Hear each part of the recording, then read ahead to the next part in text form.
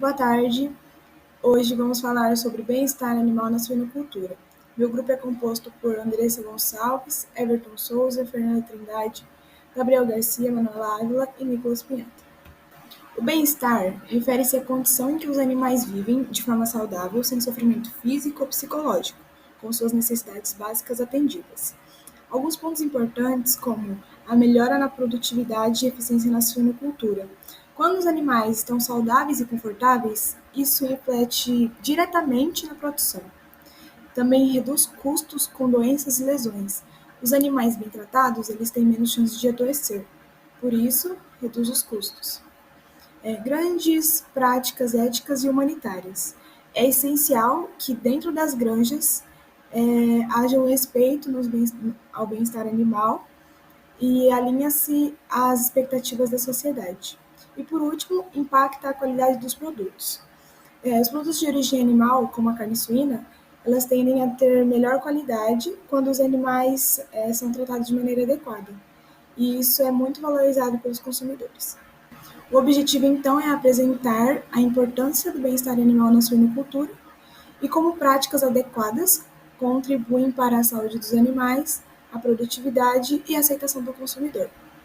As 5 liberdades é um conjunto de princípios utilizados para seguir o bem-estar animal. A primeira liberdade é a liberdade de fome e sede. Ela garante que os animais tenham acesso constante a alimentos e águas o suficiente, atendendo às necessidades nutricionais. A segunda liberdade é a liberdade de desconforto. Ela proporciona um ambiente adequado, com abrigo, espaço, temperatura. A próxima liberdade é a liberdade de dor. Ela implementa práticas de manejo, oferecendo cuidados veterinários sempre que necessário, com monitoramento. A próxima é a liberdade de expressar comportamentos naturais. Elas oferecem aos animais a oportunidade de realizar comportamentos naturais, como se movimentar, explorar o ambiente. E a última é a liberdade de medo e angústia. Ela cria um ambiente tranquilo e livre de estresse, onde os animais não sejam submetidos a situações de medo ou de agressão. Então agora eu vou falar um pouco sobre as adequações nas instalações, né, e pontuar, né, algumas coisas referentes ao bem-estar dos animais. Então quando a gente fala em instalação, né, a gente pensa ali na planta de um barracão, né, e os parâmetros corretos de comprimento, largura, quantidade de animais por baias, né, altura de pé direito. Só que quando a gente vai construir um barracão, né, a gente tem que pensar muito além disso. Então, alguns pontos aqui que a gente pode pontuar é o local, né? O local tem que ser um pouco afastado de cidade, um pouco afastado de rodovias, né? Até para, né, garantir a biosseguridade dos animais. Né? A gente tem que levar em consideração a infraestrutura do local, né? Como que vai ser a água, se a água vai ser em poço, a disponibilidade de energia, né? Levar em conta também a topografia do terreno, né?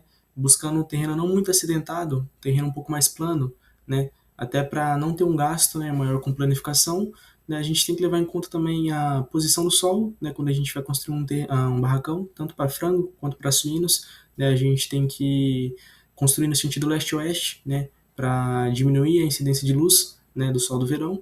E reforçando também a biosseguridade, né, a gente não pode construir os barracões onde vão estar os suínos muito próximo de cidades ou próximo de rodovias. Né, tudo isso aí para minimizar, né, contato com outras pessoas, né, que possam levar micro-organismos ou patógenos, né, e causar problemas aí ou trazer doenças para esses suínos dessas granjas, né, comprometendo esses suínos e comprometendo a produção.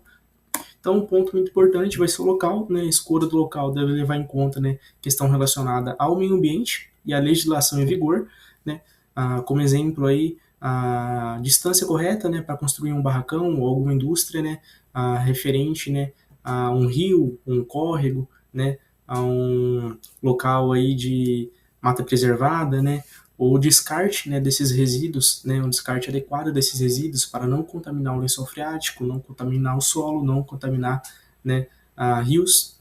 Né, divisas de propriedade, eu tenho que saber se as propriedades vizinhas, né, o que elas produzem, né, se elas têm uma produção animal, uma produção pecuária, têm uma produção agrícola, né, e se esse tipo de produção, né, vai comprometer a segurança dos meus animais, né, com relação à distância, né, dos barracões com essas propriedades, né, as estradas, né, se essas estradas aí são boas, né, para mim escoar a minha produção, escoar os meus animais, né, até os frigoríficos, né, ou eu trazer materiais, né, insumos para produzir a minha ração, ou trazer a minha ração, e a topografia do terreno, né, eu não posso pegar um terreno muito acidentado, onde eu vou ter gasto para planificar esse terreno, ou vou ter dificuldade caso eu queira aumentar, né, a minha quantidade de barracões.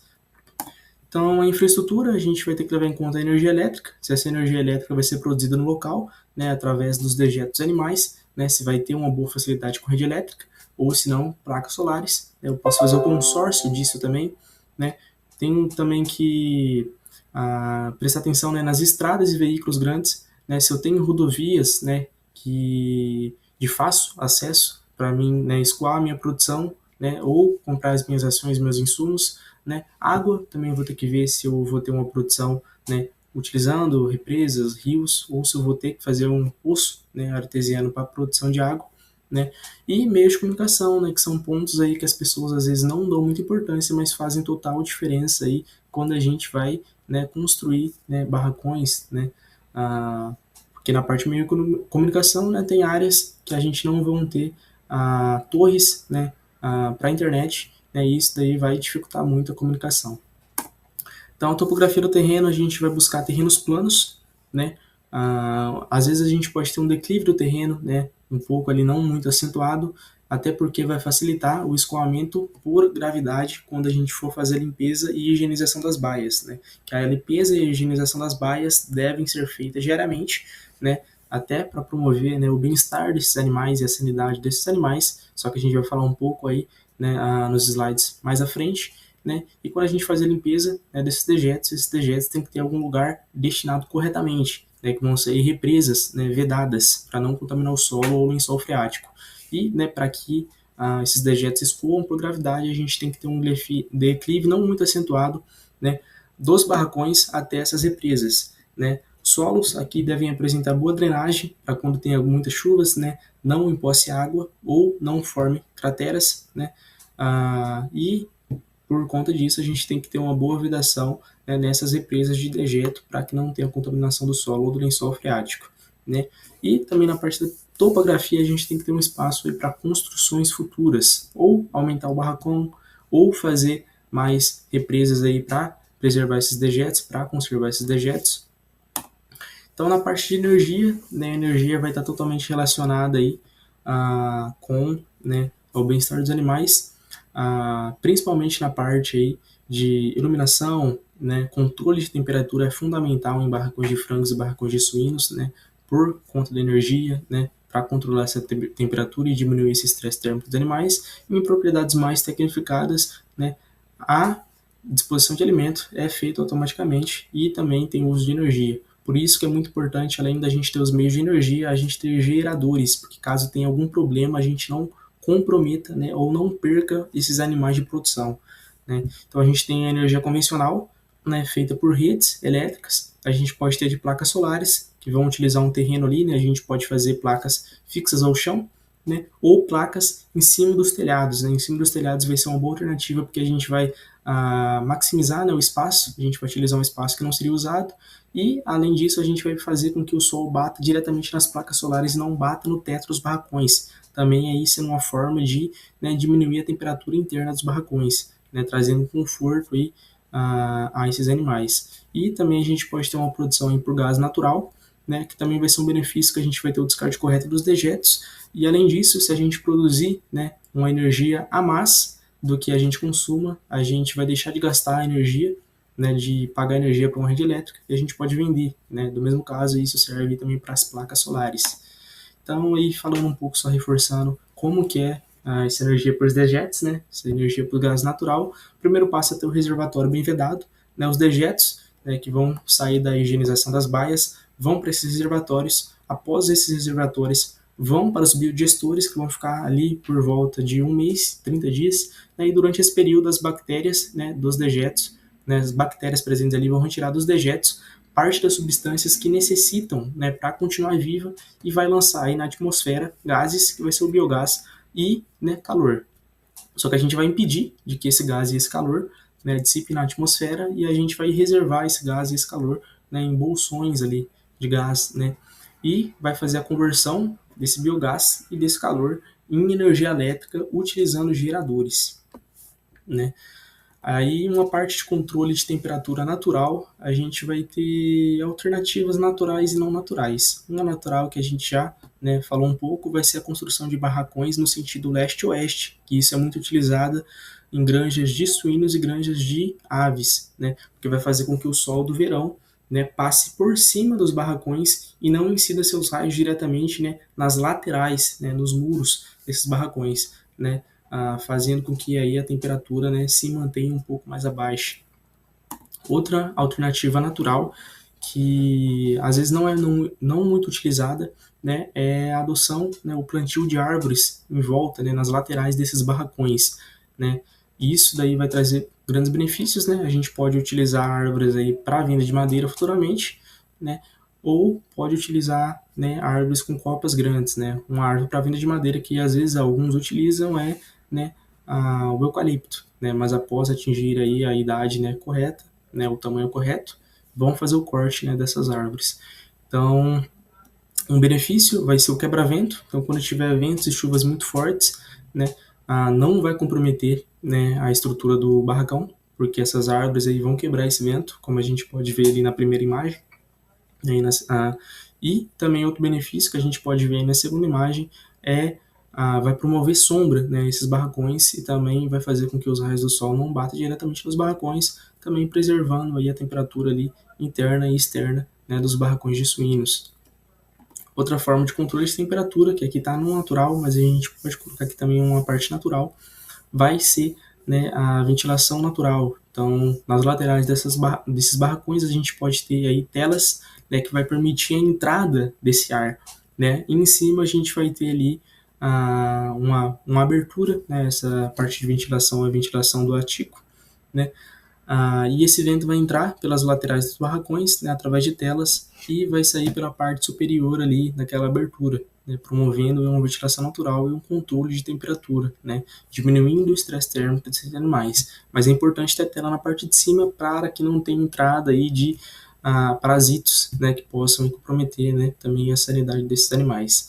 Então, outra parte de ventilação que a gente vai ter a ventilação por ventiladores, né, ventiladores suspensos, né, ao teto ou nas laterais dos barracões, que vão, né, através da energia, né, fazer o vento e diminuir a temperatura desses animais. Ventilação, né, por ventiladores e nebulizadores, que vão ser os ventiladores mais, né, ali mecanismos que vão aspersar água, né, na frente desses ventiladores, também fazendo controle de temperatura e diminuindo o estresse térmico. E a gente pode ter uma parte de resfriamento axial, né, que vai ser aquela tubulação ali grande que vai estar presente aí no meio dos barracões, né, e a gente pode ter uma estrutura aí que pode ser, como a gente vê na imagem, né, por canos de PVC, que vai, né, dispersar, né, um ar, né, mais frio, que vai resfriar, né, a nuca ali, o dorso do animal, das matrizes, né, e nas bases individuais. Isso também vai ser uma forma de diminuir o estresse, né, por calor, o estresse térmico, né, e manter a sanidade e o bem-estar dos animais. Bom, agora eu vou falar sobre a importância do manejo adequado e nutricional na suinocultura, que é focado em práticas que garantem a saúde e o bem-estar dos suínos.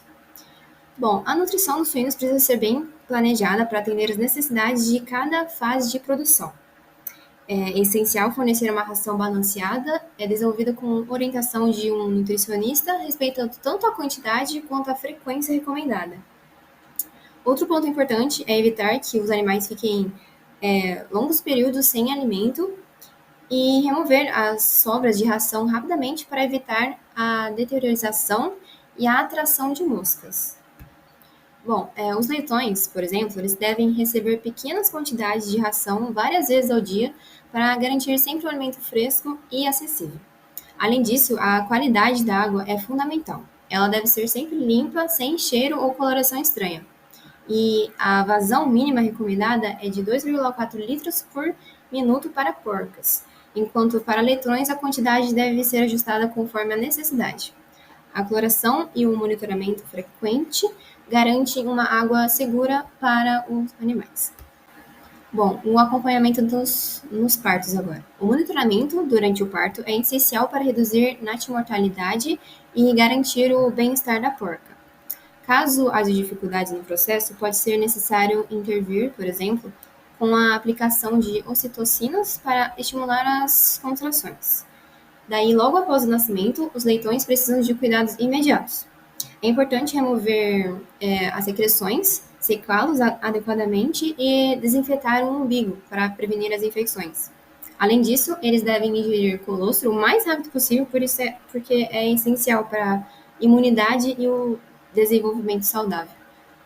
Bom, cuidados com os recém-nascidos. Os leitões recém-nascidos não devem ficar mais de 30 minutos sem mamar. Além disso, o manejo deve ser feito com muito cuidado para evitar lesões. O transporte deve ser realizado com carrinhos apropriados e nunca se deve carregar o animal pelas patas ou pelas orelhas. Manejo de ferimentos e procedimentos. Corte de cauda.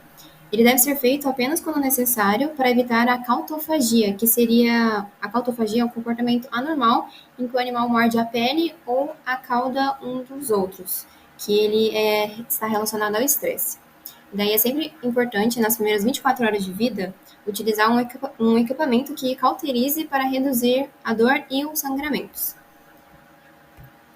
Bom, aqui é uma imagem de um aparelho que corta a cauda e, ao mesmo tempo, cauteriza a região, que reduz o sangramento e os riscos de infecções. Deve ser utilizado corretamente para evitar cortes excessivos e minimizar o estresse e a dor dos animais. Esse procedimento deve ser feito nas primeiras 24 horas de vida do leitão, caso seja necessário. Bom, agora os desgastes dos dentes. Caso seja indispensável, os desgastes dos dentes caninos devem ser feitos de maneira cuidadosa, utilizando equipamentos adequados. Métodos inadequados, como o uso de alicates, eles podem causar ferimentos e infecções. Bom, a movimentação de animais. O transporte dos suínos deve ser feito de maneira calma, evitando gritos e qualquer utensílio que cause dor ou estresse ao animal. O uso de choque elétrico é proibido, sendo preferível utilizar tábuas de manejo e movimentar os animais em grupos pequenos, de 4 a 5 suínos por vez. Também outro ponto essencial é manter os trajetos limpos, seguros e sem distrações para evitar acidentes. Além disso, sempre que possível, o manejo deve ser realizado nos horários mais frescos dos dias, reduzindo o impacto do calor nos animais. Nutrição e bem-estar animal. Para garantir a qualidade da ração, é fundamental seguir as boas práticas de fabricação. Então, cada fase de desenvolvimento do suíno existe uma composição nutricional específica. Então, a ração deve ser sempre ajustada para atender essas necessidades, sempre priorizando a saúde e o bem-estar do animal. E, além disso, os designs dos comedouros e bebedouros devem ser planejados para evitar desperdício e minimizar o estresse dos suínos durante a sua alimentação. Agora, falando um pouco sobre o enriquecimento ambiental. O enriquecimento ambiental começou a ser estudado em 1960, só que focado em animais de zoológico. Após isso, vendo que o bem-estar que isso trazia para os animais e também a necessidade ética de mudança em animais de produção, ele começou a ser utilizado para esses animais. Por exemplo, a suinocultura. Do que se trata o enriquecimento ambiental? O enriquecimento ambiental são modificações no ambiente e que estimula a vida natural e o comportamento natural desses animais.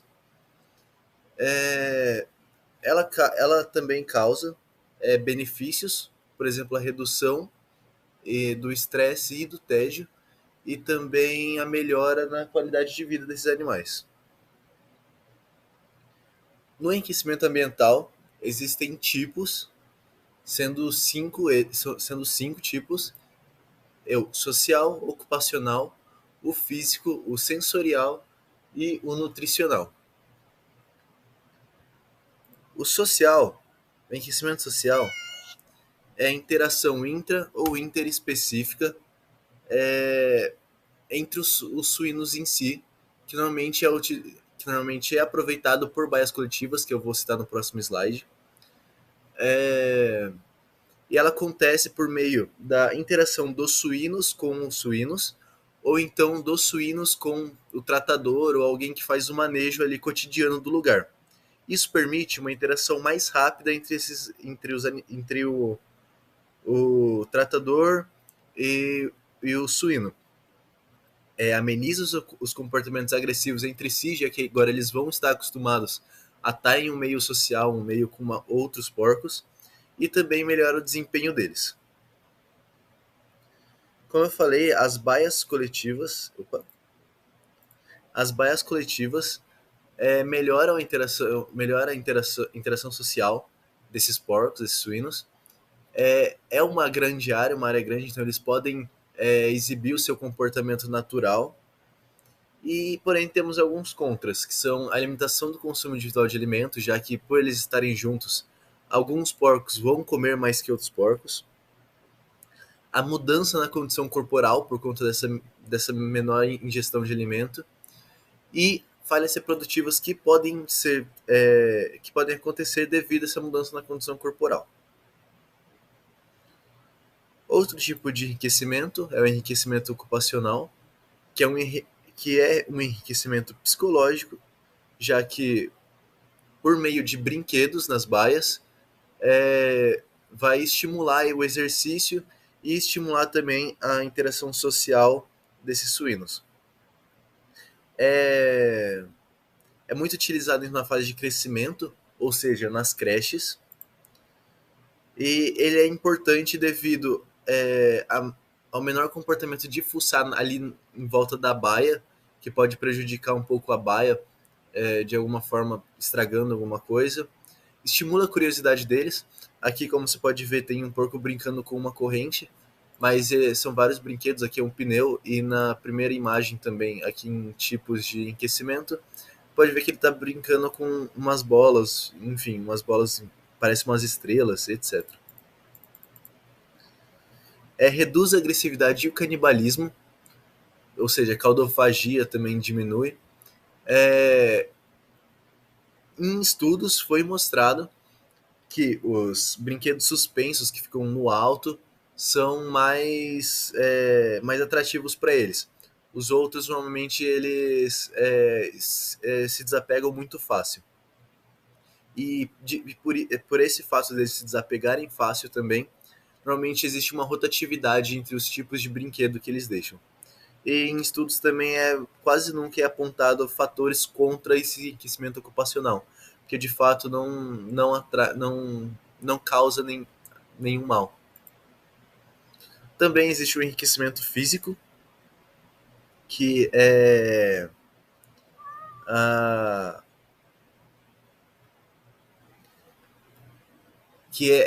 o enriquecimento da baia como se fosse simular o habitat natural do animal.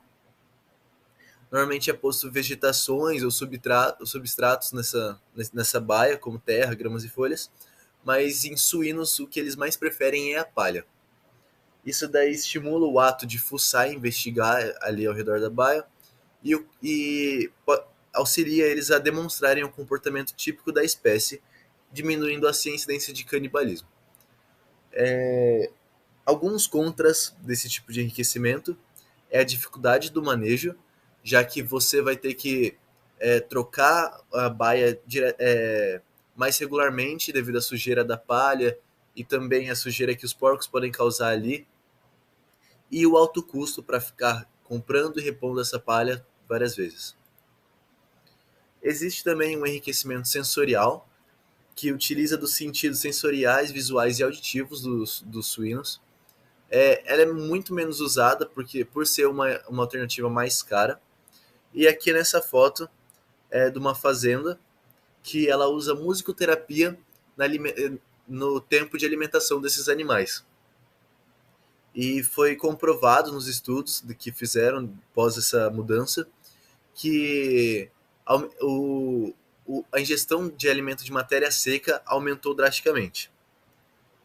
Também foi mostrado que tem uma ação positiva antes do desmame do animal. E alguns outros modos de enriquecimento social podem ser a aromaterapia e a iluminação. mas aí são menos utilizados, a musicoterapia é mais. E por último, o enriquecimento nutricional, que disponibiliza diferentes tipos de alimentos, disponibilizar diferentes tipos de alimentos, não ficar só no mesmo tipo de alimento. Isso melhora a eficácia alimentar. Em algumas fazendas eles utilizam algumas enzimas para deixar mais nutritivo o alimento, e também colocam diferentes ingredientes nessa ração. Eu vou falar um pouco sobre a limpeza e a desinfecção das baias. Ela é um conjunto de atividades para fazer a remoção de detritos, a redução de carga microbiana, eliminação de micro-organismos prejudiciais. A combinação desses dois processos pode aumentar a eficiência e melhorar a saúde dos suínos.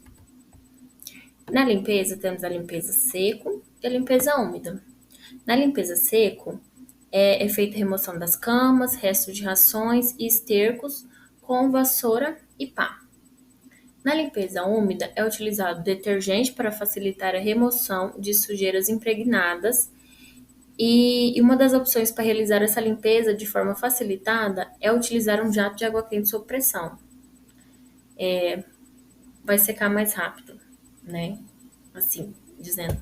E no máximo, tem que ser feito no máximo até 3 horas após a saída dos animais. Na desinfecção, pode ser classificada como desinfecção preventiva e desinfecção de emergência, que vai fazer o controle e a eliminação de micro-organismos indesejáveis através de processos químicos ou físicos. E também é muito importante a gente escolher um desinfetante adequado, né, e respeitar a dosagem e o tempo de cada um. E o que fazer e o que não fazer? Tipo de desinfetante. O que fazer? Escolher desinfetante com amplo aspecto de ação e efeito residual prolongado. E o que não fazer? Não utilizar qualquer desinfetante, como pegar o desinfetante que usamos em casa. Ele não vai ter a mesma eficácia para uma baia de um suíno. Aplicação, né, concentração, volume. Aplicar a quantidade correta de desinfetante para cobrir adequadamente cada metro quadrado daquela baia. E o que não fazer? Não subdosar ou aplicar volume insuficiente. Isso vai comprometer a eficácia. Tempo de contato. Deixar o desinfetante agir tempo suficiente nos pisos e nas paredes e deixar secar completamente. E o que não devemos fazer? Não devemos enxaguar e não devemos realojar esses animais antes de estar completamente seco. Mesmo estando úmido, não pode, porque pode causar também uma intoxicação desses animais.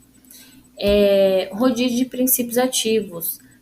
O que fazer? Avaliar se há necessidade de alterar esses princípios ativos através de análise laboratorial, né? Primeiro precisa fazer essa avaliação e não é bom ficar trocando frequentemente, não é recomendado.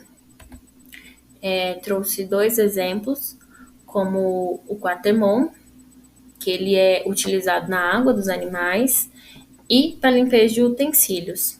E o peróxido de hidrogênio, o garroxiativa, ele é um detergente desinfetante, que ele é usado também para limpar os utensílios e ele é eficaz contra vírus e bactérias. E falar um pouco sobre armazenamento de vacinas. Manter as vacinas sempre resfriadas, entre 4 e 8 graus. Manter em caixa de isopor. As vacinas têm que estar tendo espaçamento de 2 centímetros, né? Para não ter muito contato, para ter a passagem de ar entre elas e manter elas sempre refrigeradas. Deve haver uma separação de 3 centímetros entre a vacina e a parede para evitar que congele. E não colocar na porta, porque tem sempre uma variação muito grande de temperatura. É sempre indicado deixar naquele meio, né, da geladeira, para manter a temperatura. Usar também o termômetro para controlar, né, é muito importante. Possuir folha de controle com informação do destino e o vencimento de cada vacina. Aqui eu trouxe uma foto de uma geladeira que está correta e uma que está errada. A do lado esquerdo ela está correta, a vacina está em caixas, possui identificação, está no meio da geladeira como correto. No lado direito, a gente tem o completamente errado. As vacinas estão de qualquer jeito, tem alimentos, bebidas, e que pode haver uma contaminação desses alimentos com as vacinas, que não seria muito, muito legal. E falar um pouco de armazenamento de ração. Os fatores importantes a serem considerados, como o ambiente controlado. Controlar o lugar bem controlado, né, com a temperatura e umidade estáveis, para não perder a qualidade da ração. Se o ambiente estiver muito úmido, pode acarretar fungos, né? E proteção contra as pragas. Usar formas eficientes para que evite que insetos ou rato entre dentro desse armazenamento que está a ração, que pode causar uma contaminação muito grave. E a higiene e limpeza, sempre manter o local limpo, sem sujeira, para garantir que fique boa e sem risco à contaminação de micro-organismos. Bom, meu nome é Gabriel e eu vou falar agora um pouco sobre os impactos econômicos do bem-estar animal na suinocultura. O que acontece na parte financeira se utilizando do bem-estar na suinocultura? Com o manejo correto de bem-estar, o produtor ele vai reduzir os custos, porque praticando o bem-estar, automaticamente vai reduzir o risco de doenças. Então também o produtor ele não vai precisar ficar comprando antibióticos para fazer o tratamento dessas doenças. Consequentemente, vai aumentar a produtividade desses animais devido às melhores condições de vida. Tendo também um produto final, uma carne de melhor qualidade, gerando maior valor agregado. Como exemplo de carne de pouca qualidade, aqui tem um exemplo da carne DFD e da carne PSE, que são consequências da falta de bem-estar e de abate humanitário também. A carne PSE é uma abreviação de palavras em inglês, que seria pálida, flácida e exudativa. E a carne DFD é a mesma coisa da PSE, uma abreviação de três palavras em inglês, que seria escura, rígida e seca.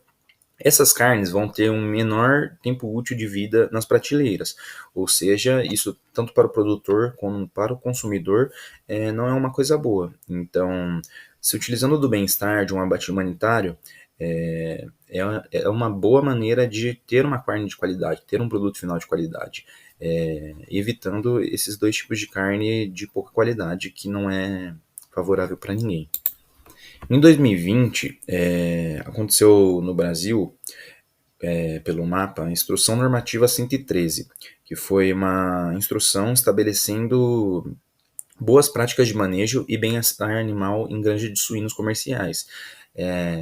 Com essa instrução, ela prevê a eliminação das celas de gestação até o ano de 2045. No lugar das células de gestação, é recomendado usar as baias coletivas, que no próximo slide eu vou mostrar uma foto, mas as baias coletivas ela deve ter pelo menos 2 metros quadrados por animal e visa proporcionar maior conforto às matrizes, tudo isso gerando um bem-estar. Isso tudo no final vai resultar em um produto de melhor qualidade, porque vai reduzir o estresse dos animais. Aqui então tem duas fotos com os exemplos, à esquerda das gaiolas individuais e à direita das baias coletivas. Dá para ver claramente, só a gente como ser humano se colocar no lugar. Acho que ninguém gosta de ficar apertado, então, num ambiente apertado que você não consegue se mexer, isso para os animais é a mesma coisa.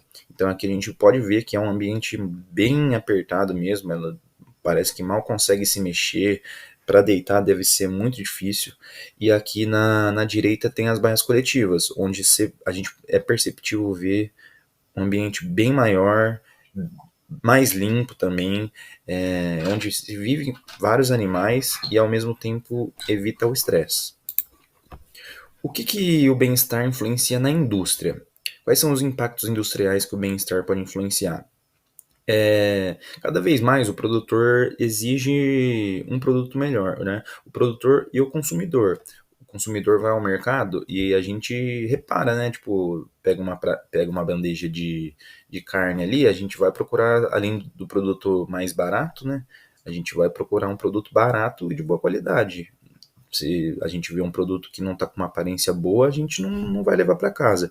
E isso impacta na indústria. Então, tipo, as empresas como McDonald's, Burger King, Smithfield, essas de fast food, entre outras, tá?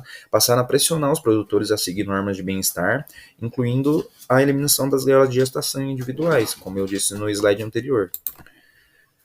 Assim, os produtores também, pela pressão do consumidor e da indústria, passaram a utilizar mais ainda o bem-estar animal.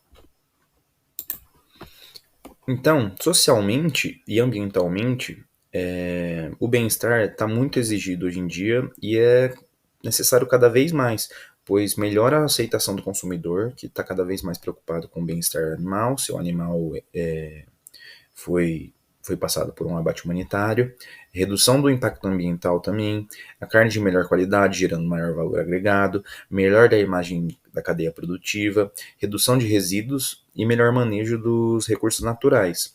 Tudo isso, a intenção é cada vez aumentar, ter cada vez mais preocupação com o bem-estar e o abate humanitário, consequentemente, para entregar para o produtor e a empresa, a indústria, entregar um produto de qualidade para o consumidor.